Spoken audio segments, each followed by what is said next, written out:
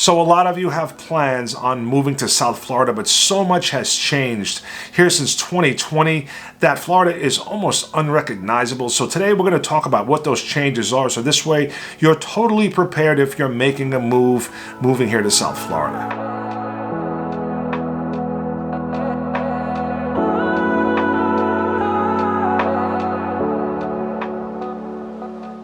Hey everybody, welcome to my channel. My name's Robert. I'm a real estate agent right here in South Florida. And again, today we're talking about things that have changed permanently here in Florida. So Florida is definitely not for everyone. So we are the #1 state for inbound migration. We just overtook Texas for the most people moving to a state, but not everything is perfect, especially the way things have changed here since 2020. Now, there are some typical reasons why the average person might not like Florida.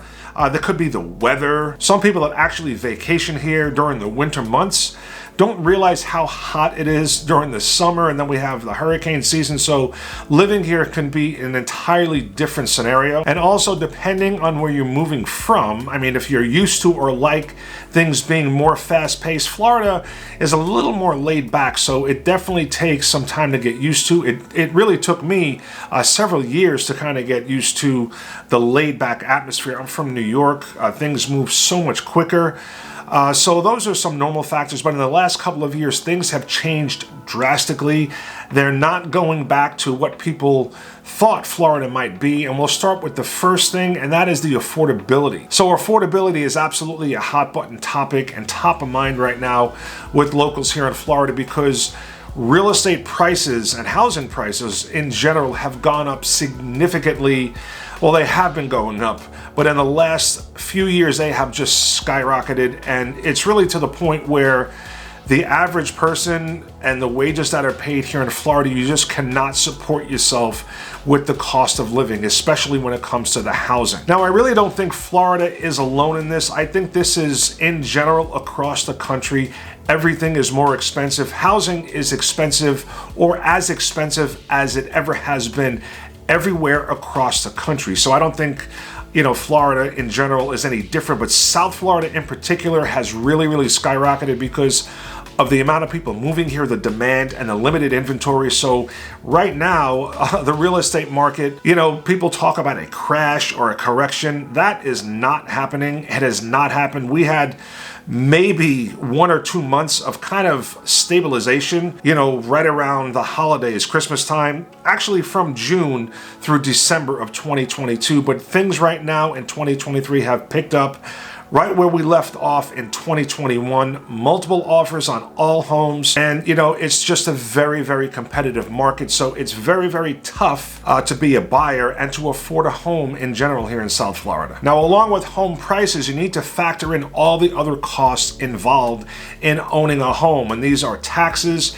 insurance, and also, depending on the type of property, association fees, and all of them are on the rise. So your property taxes will be based on your purchase price, and if it's going to be your homestead or your primary residence, you're going to get a discount on your taxes.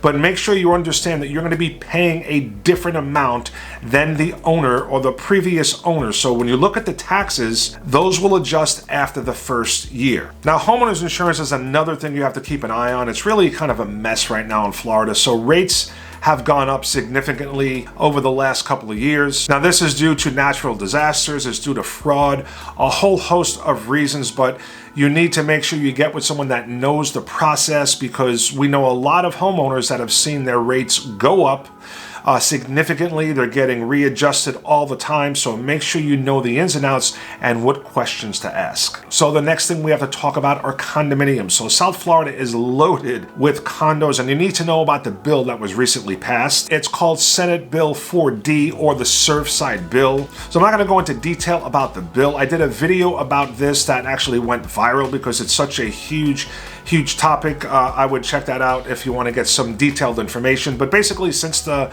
collapse in Surfside, the condo collapse, They have passed a lot of legislation and mandated inspections and mandatory reserves for buildings that do not have them. So a lot of owners are getting hit with assessments. So you definitely need to get with somebody that knows the questions to ask, knows the process, or even talk to a lawyer before buying a condo, because you could be buying into a huge headache, and you definitely do not want that when you're making a move and relocating. Now, on the subject of condos, let's talk about homeowners associations, or properties that have a deed restriction. Now, this is actually something I didn't really have much experience with.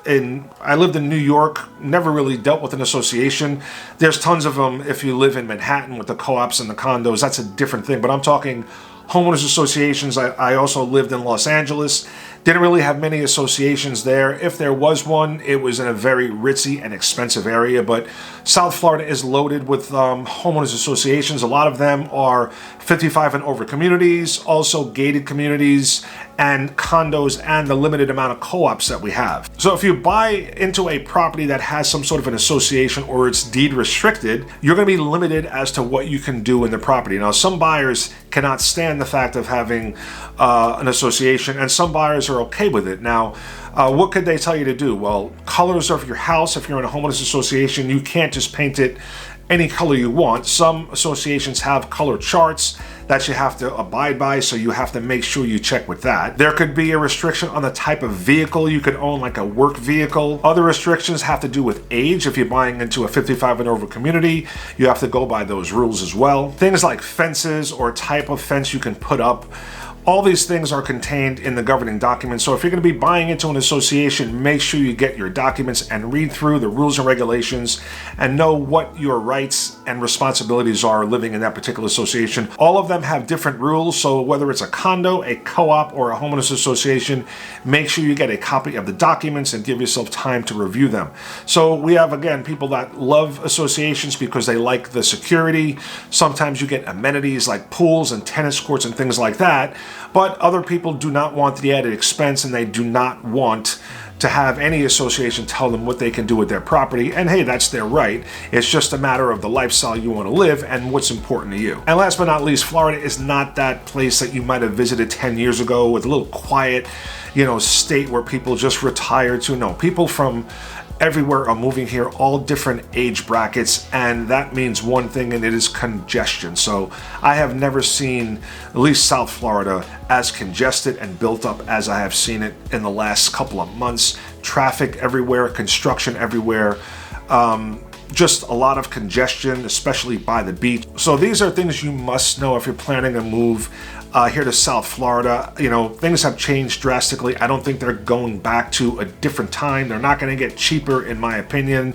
And, people are not going to stop moving here. So definitely know these things before you pull the trigger and make a move to the state of Florida. Okay, we're going to wrap it up right there. Hopefully you got some helpful information. I really appreciate you watching the video. If you have any questions or are looking to make a move to or in South Florida, I am a licensed real estate agent and would love to be your real estate resource of choice here in South Florida. All you got to do is reach out. You can connect with me at the number or email address below, and I'll see you all on the next video. Again, thanks for watching. See you soon.